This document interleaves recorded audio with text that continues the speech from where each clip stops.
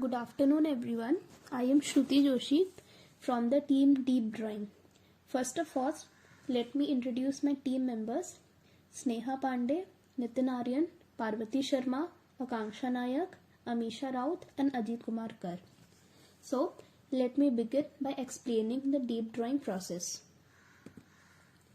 Deep drawing is a sheet metal forming process in which a sheet metal blank is radially drawn into a forming die by the mechanical action of a punch. It is thus a shape transformation process with material retention. The process is considered deep drawing when the depth of the drawn part exceeds its diameter. This is achieved by redrawing the part through a series of dies.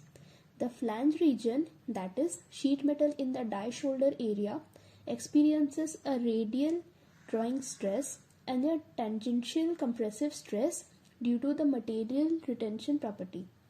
These compressive stresses, wrinkles, can be prevented by using a blank holder, the function of which is to facilitate the controlled material flow into the die radius. The forming load is transferred from the punch radius through the drawn part wall into the deformation region. In the drawn part wall, which is in the contact with the punch, the hoop strain is 0.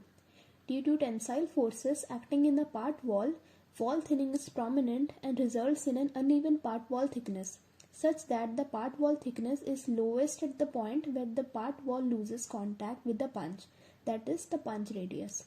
During severe deep drawing, the material work hardens and it may be necessary to anneal the parts in controlled atmosphere once to restore the original elasticity of the material.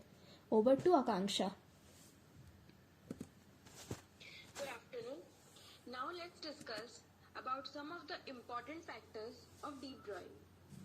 Properties of the sheet. The properties considered to be important in the sheet products designed for deep drawing include composition, mechanical properties like tensile strength, strain hardening, and physical properties which include dimensions, die isometry, modulus of elasticity, and any spatial requirements for maintaining shape after forming. Then comes the ratio of the blank dia and punch dia. The limiting drawing ratio is between 1.6 to 2.2 for most materials. They should be absorbed where drawing takes place without progressive dies, otherwise excessive thinning and tearing could occur. Then comes clearance. Clearance is the amount of extra space required in the whole of the die to allow the punch to pass. If clearance would not be provided, then die wear will occur. Then punch and die corner radius. The die corner radius and the punch corner radius affects the wrinkling and fracture limits in the deep drawing of cylindrical cup. Wrinkling and fracture are the most important defects in deep drawing operation. Then comes speed of the punch. For prevention of wrinkling tendency during deep drawing, the velocity of the punch should be less than 200 mm per second. Then holding force. A blank holder that surrounds the punch applies pressure to the entire surface of the blank called holding force. Control of the blank holding force, that is BHF, enables control of friction on the flange during deep drawing process. So these are the important factors which needs to be considered. Further will be explained by Parvati. Thank you, Akanksha. Deep drawing is a manufacturing process that is used extensively in the forming of sheet metal into cup or box-like structure.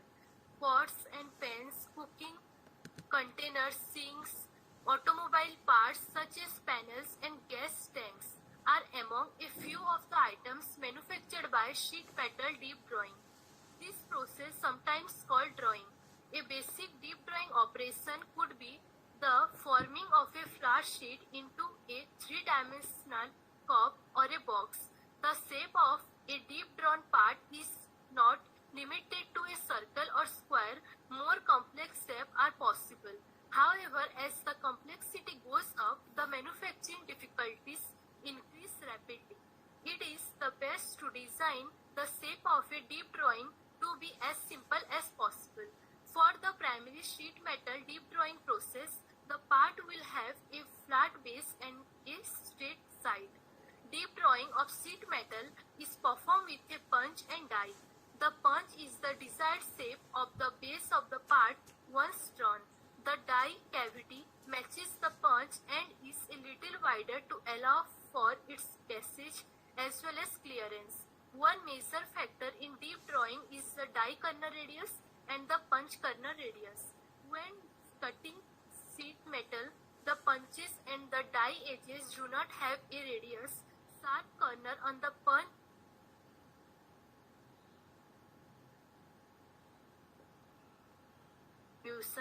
and cause the metal to flow over the radius and into the die cavity. The other major factor causing the punch to draw the sheet metal and not it to cut is the amount of clearance. Clearance in cutting operation is relatively small, usually 3% to 8% of the sheet metal thickness. In deep drawing manufacturing, if the clearance is too small, the sheet may be cut despite the radius.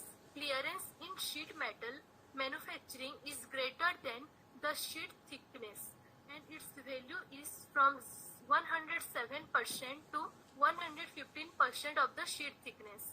This setup is similar to sheet metal cutting operation. As in cutting, clearance is the lateral distance between the die edge and the punch edge. The sheet metal workpiece called a blank is placed over the die opening. A blank holder that surrounds the punch applies the pressure to the entire surface of the blank, excepting the area under the punch, holding the sheet metal work flat against the die. The punch travels towards the blank. After contacting the work, the punch forces the sheet metal into the die cavity, forming its shape. Punch and die material for the deep drawing of sheet metal are usually tool steels and irons. However, the ranges of material for punch and the die can span from plastic to carbide parts are usually drawn at speed of 4 to 12 inches per second. Thank you. Over to Amisha. Thank you, Parvati. Now we are going to discuss about zones involved in deep drawing. There are 5 zones. One is plane zone. This is the main deformation zone. In this zone, the material undergoes tensile stress in radial direction and compressive stress in tangential direction. Second one is die fillet zone. This is the transitional zone as same as in the plane zone. The material in this zone undergoes tensile stress in radial direction and compressive stress in tangential direction. The compressive stress caused by pressing and bending of the die fillet. Third one is straight wall zone. The drawing force is transferred to the flange through this zone. This zone is in the plane strain state. Therefore, the tangential stress is equal to half of the axial stress. Fourth one is punch fillet zone. This is also a transitional zone. The material undergoes radial tensile stress as well as tangential tensile stress and compressive stress due to pressing and bending by the punch. And the last one is bottom zone. The material in this zone is in the plane tensile state. Because of the friction confinement at the punch fillet zone, both the stress and strain of the material in the bottom zone are small. Now moving on to the next topic, let's discuss about advantages. Tape drawn stamping is advantageous for use in production or projects requiring seamless elements, rapid cycle times, complicated axisymmetric geometries as well as minimal labor. The method hardens the metal which yields finished components that are measurably stronger than machining or otherwise cast metal components. Although initial setup costs are often high, the overall process can be automated, making it very easy to produce quantities in the thousands and even millions. Waste material created during the deep drawn stamping method may be recycled for later use in other applications. Thank you. Next, now move to Azutaya.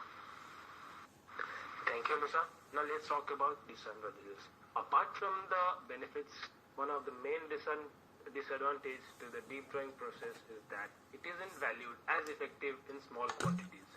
The cost of press setup is remarkably high and requires significant experience and expertise, rendering deep drawing more expensive for short runs. Generally, for deep drawn production to be cost effective, the minimum order quantity should be in hundreds. Additionally, deep drawing carries formability limitations of standard deep drawing, posting a barrier from some industrial uses.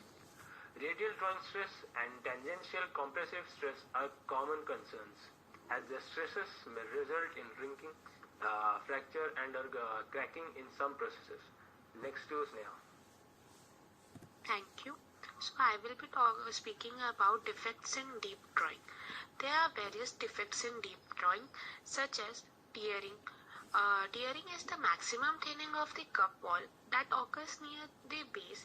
So the tearing of the sheet metal is most likely to occur in this region even if the stress is originating somewhere else.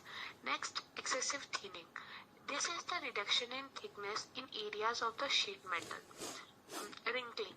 One of the primary defects that occur in deep drawing operations is the wrinkling of sheet metal material, generally in the wall or flange of the part. The flange of the blank undergoes radial drawing stress and tangential compressive stress during the stamping process, which sometimes results in wrinkles. Earring. A major defect which affects the quality of the deep drawn curves is the occurrence of a wavy edge at the top, commonly referred to as the earring defect. Earring is a result of non-uniform flow of material into the die cavity from different directions of the sheet. Now, surface scratches. The main reason for all the scratches on the surface of stainless steel drawing parts is due to the relative movement of the workpiece and the surface of the die, which under certain pressure results in the direction of friction between the material and the surface of the die. Thank you.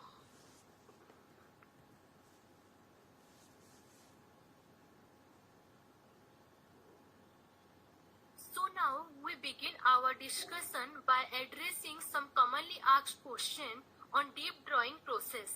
Let me proceed with the first question. So can the deep drawn process handle complex geometry? Okay, Parvati, so here is the answer. The deep draw forming process uses multi-stage dies that can make a series of different shapes to the part one after the other.